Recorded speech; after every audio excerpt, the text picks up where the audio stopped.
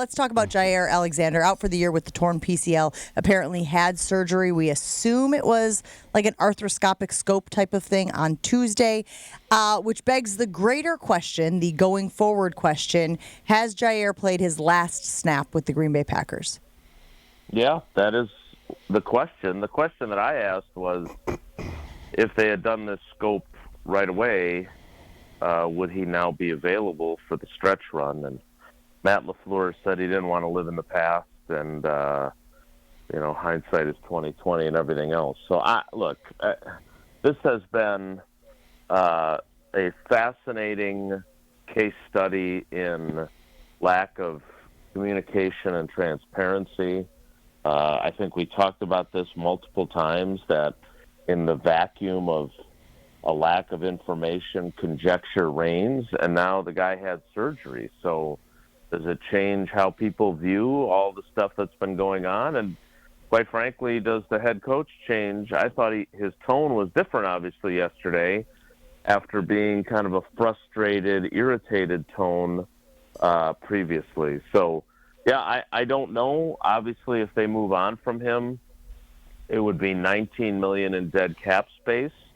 But his cap number for next year, if he is on the team, is currently $25 million plus.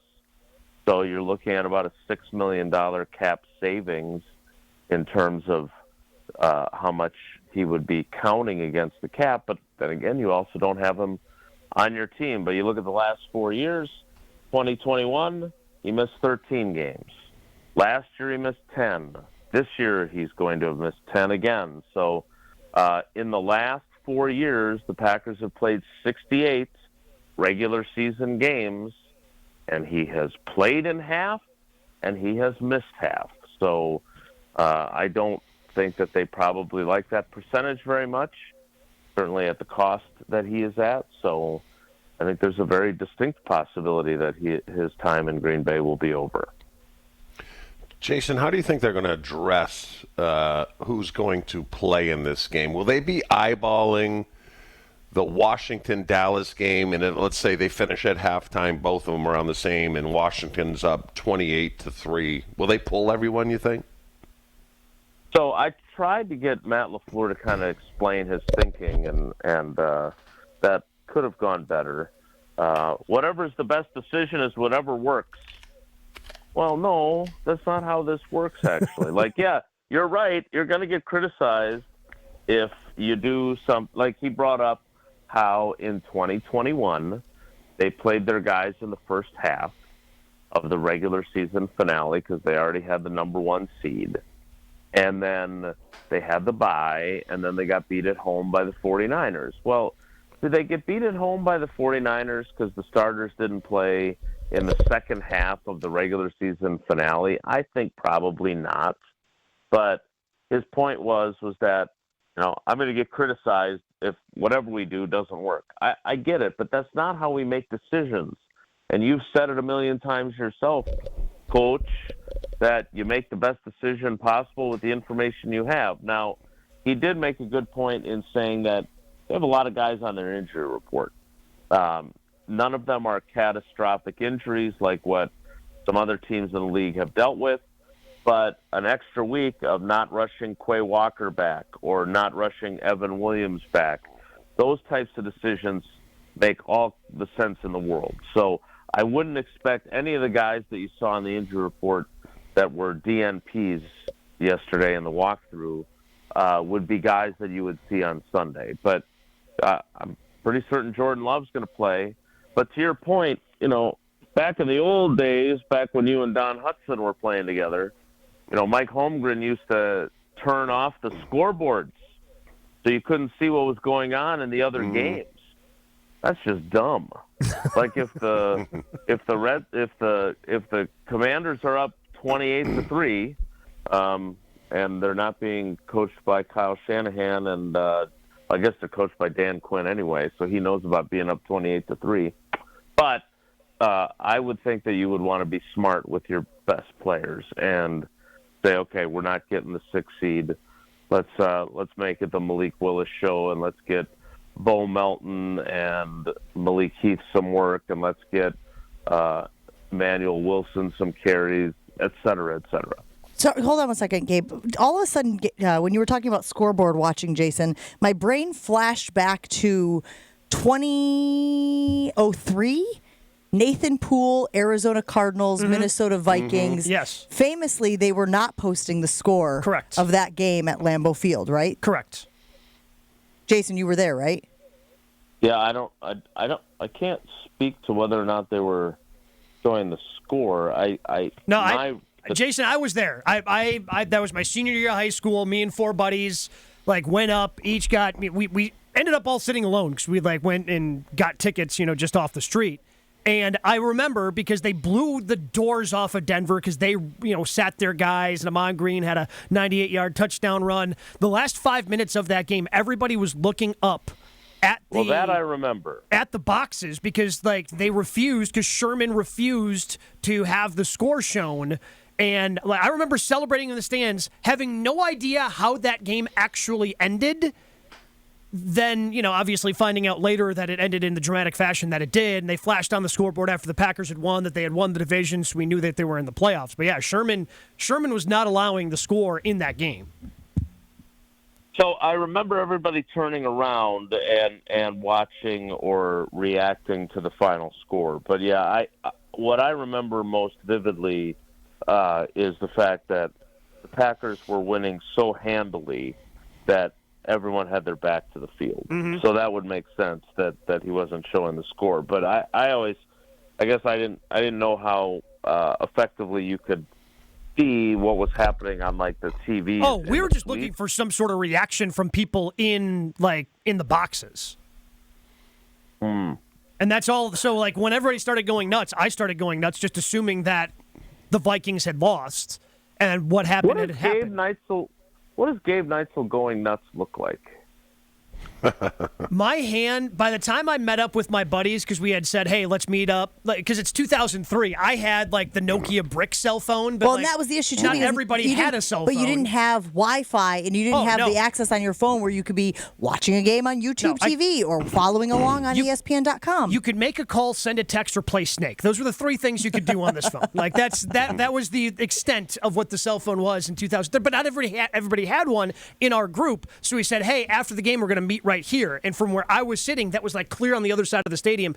Jason, my hand has never been as sore from the number of high fives that I gave to every Packer fan that crossed my path on my way to our meeting point. Thanks for clarifying that it was from giving high fives. Oh, mischievous in 2025. And there's Jason's stretch. Jason, back to Jaire. If they decide to move on from him, is this a trade or is this a flat-out cut? Yeah, it's a great question. I don't know. If you're one of the other 31 teams, what are you willing to give up for a guy who's missed 34 of the last 68 regular season games, right? I don't know the answer to that. I would think that either way, that move would obviously be one of cap savings, not of, hey, we don't think this guy can play anymore. We just don't know how much more he can play and be healthy. I mean, here's the disappointing thing about this. This season was supposed to be different with him, right? He was much more engaged with the coaching staff. He didn't hate Jeff Hafley like he couldn't stand Joe Barry. He attended the off-season program, which he didn't the previous year. And both times he had $700,000 worth of bonus money tied into it. So it's not like, he cared about that money 2 years ago and then just cared about it this year. He had the pick six in Tennessee, right? He missed a couple of games early in the year with a quad and with a groin injury. But, the bottom line was he was playing good football for them again. And then, obviously, the last play of the game in Jacksonville, he hurts his knee. The problem here is not just him. Eric Stokes, who has played better, I would say. Oh, he was so close, Jason. I thought he was going to get a fingertip on that high throw, and I thought he was going to end the streak. Yeah, and then we were debating in the press box in Minneapolis whether the overthrow that hit him on Counts. was it the Jefferson throw? Yeah. Counts As a pass TBU, breakup. and they did not get the official scorer did not give it to him. So Poor guy. the streak continues, but like he's a free agent because they didn't pick up the 5th year. So are they going to completely remake that position? They have the cap room to do it. They're thrilled with Carrington Valentine. He may be the next in line after Mark Chmura, Donald Driver, Adam Timmerman. He may be the next 7th-round pick that we look back on and say, "Wow, what a bargain that guy turned out to be." But they're going to need a depth charge, especially if they move on both from Stokes and from Jaire. Well, that's why I wonder if they just decide the $6 million savings isn't worth it, and they roll the dice. Because for the $6 million that you could save if, you trade him or cut him or whatever, is it worth – I don't know what you can do with that $6 million to make that position better. Is it just better to roll the dice, and then if it doesn't work out, then you move on from him next year? Because despite everything that happened with this, Jason, and I feel the same thing happened with David 𝘃𝘃𝙀𝘃. We talked a little bit of this on Tuesday. Because now he needs surgery – there was, does he want to play? Does Jaire want to be out there? Well, if the dude needed surgery, I think he wanted to be out there, couldn't get out there, now needs the surgery. I don't know if he handled it the best way, the Packers handled it the best way, because now there's a thought process out there of does he want to be here? Well, I mean, you're right. At the same time, his surgery was not nearly as invasive as what 𝘃𝘃𝘃𝘃 needed. Sure. But I would argue that Goody's track record would tell you he doesn't want guys that are breaking down. Yeah. Right? And I think he was kicking himself every day from the extension for 𝘃𝘃𝘃𝘃. It was, he tore his ACL on that New Year's Eve, turning into 2021. So for the 4 years after that, or whatever, 3 years, I guess, I think he was thinking, God, I gave him a 3rd contract. I had my reservations. So I have a hard time picturing Goody being willing to roll the dice. I think he would be more willing to say, all right, I'm going to go get, kind of the Zadarius Smith, Preston Smith equivalent at corner, which would be guys coming off their first contracts, not first-round picks, so they haven't gotten paid exorbitant amounts to this point in their careers, are ascending players at the position.